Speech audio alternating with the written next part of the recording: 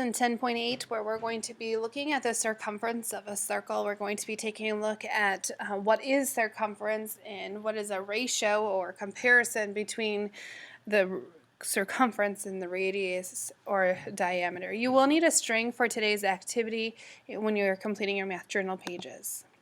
Starting up, warming up our brain. Starting out with the number 3 and 482 thousandths. You may want to pause the video so that you can work out this problem to review your place value. It says circle the digit in the tenths place. I underline the TH in tenths because that tells us it's to the right of the decimal. This is our tenths place. It says put an X through the digit in the thousandths. So this is tenths, hundredths, thousandths. Next number, 6,387,420. What is the digit in the millions place? And that is a 0. And what digit is in the 10,000s? Here's our thousands. This is our 10,000s.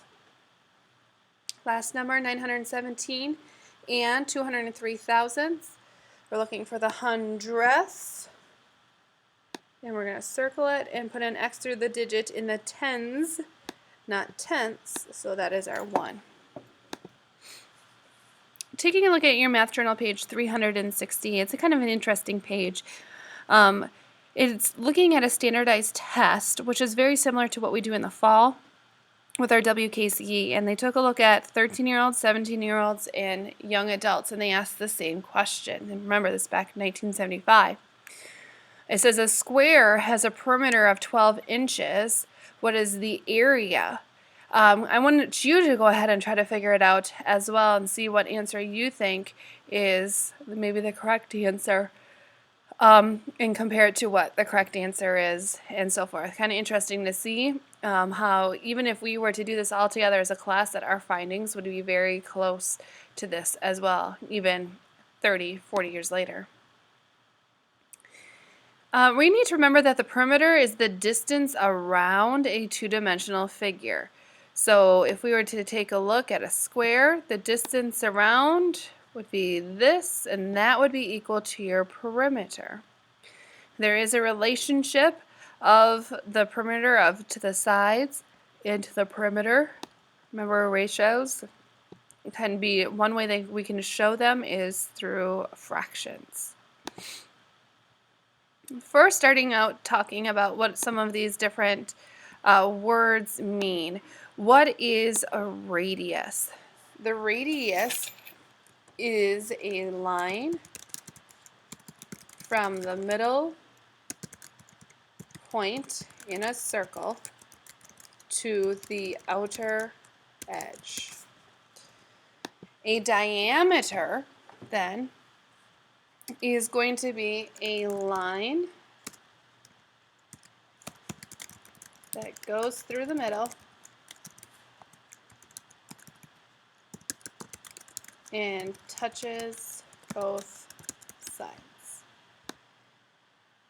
What does that actually mean? Well, if we were to think about a circle, and we're talking about circles when we're talking about diameter and radius. So we know that there are center points into our circles, and what the diameter is goes from one side to the other, cutting through that middle piece. A radius, once again, we have that middle, and we go from the middle to that outward line, or the outer edge of the circle. Our circumference is really the perimeter or distance around the circle. So we call perimeter for triangles. We can think about the perimeter for squares. When we get to circles, if we were to take a look at this circle, what the circumference would be is the distance all the way around.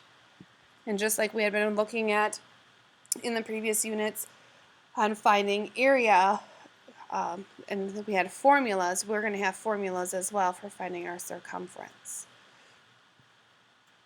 So we were hoping to identify the following after today's lesson.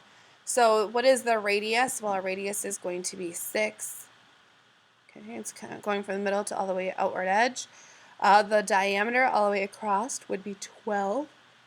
And the circumference, we know is the distance around, but we don't quite know how to figure that out. So by the end of today's lesson, you shall be able to figure that out.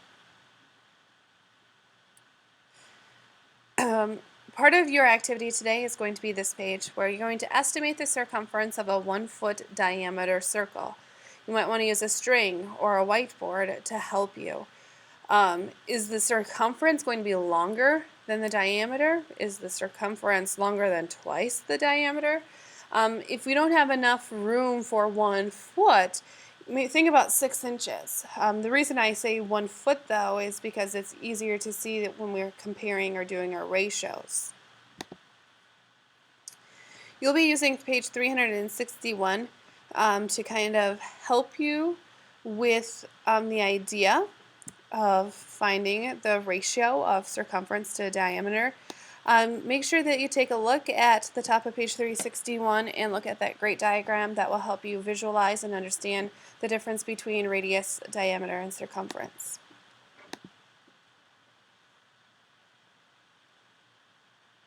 Through your findings on your math journal page, you should find that the circumference diameter ratio should be about the same. You should consistently see after you finish out that this area, the decimal, which is the ratio of circumference to diameter, if you did a good job measuring, should always be about the same. You're going to notice that it's going to be 3.1 or 3.2 or close to that 3. The exact ratio is an irrational number, which means it continues, named for a Greek letter. We often see the symbol, or we've heard of pi, and that's exactly what it is. So you can take a look in your SRB on page 112 and read about pi. Pi is a number that goes on and on forever and ever. It will repeat itself. It has patterns, but we typically just hear about 3.14. That's what we think of pi. And that is the relationship between the circumference and the diameter.